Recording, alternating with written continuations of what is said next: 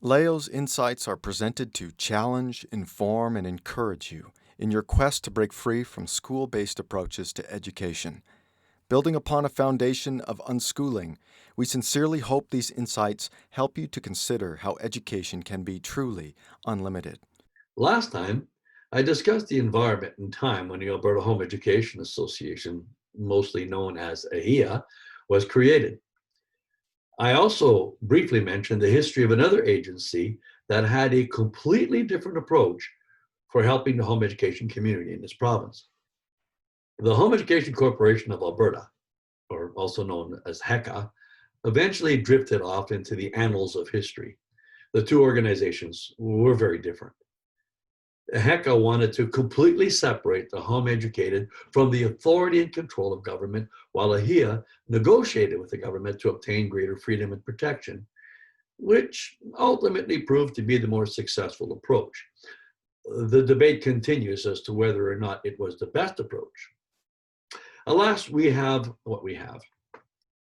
AHIA was successful in advancing protection for the home educated, and I would be remiss if I did not applaud AHIA's influence in the formation of the 1988 School Act. This was the first piece of legislation in the province's history to even mention home education. AHIA's insistence on protecting home educators from undue persecution or unreasonable demands resulted in the creation and entrenchment of a unique educational phenomenon, that of the willing non-resident school board that continues until this day. This made it possible for the home educators to register with any willing, or shall we say friendly or non-aggressive school board within the province. No longer did they have to put up with the persecution or abuse of local authorities. This change effectively ended the persecution of the home educating in this province and essentially provided for peace within the government system. This occurred over 30 years ago. Before proceeding with this historical narrative, I need to remind you that Alberta remains perhaps the only jurisdiction to openly support home education with funding. It should come as no surprise that while this funding can be a blessing to most, it has also been the root cause of nearly all the negative problems associated with home education in this province. It would therefore be good to know the history respecting funding. Now, early home educators were fully funded by the government as though they were attending school. Not that the school board shared any of this funding, although, as previously mentioned, some did condescend to providing copies of school books in an effort to direct the home educated to follow prescribed programming. I also do know that in some instances, school boards paid for other curriculum, but I believe that was a rather rare occurrence. Once the School Act was passed in 1988, home educated students were suddenly in demand, not due to any real change of attitude respecting who was in control or in authority, but simply because they came with the full funding of regular students.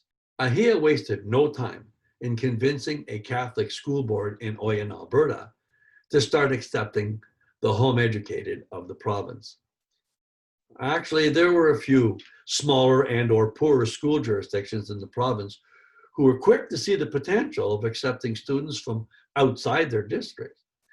The home educating were now free from tyrannical jurisdictions.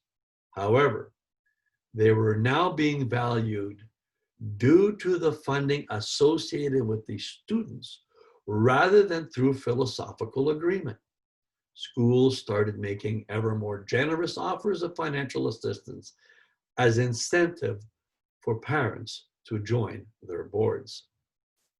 AHIA's push for greater autonomy resulted in the government provided what was initially viewed as a very good solution to home education persecution, but it did come with a continued compliance to government claims of authority in education, and it created a whole new problem by monetizing the home educating children of the province.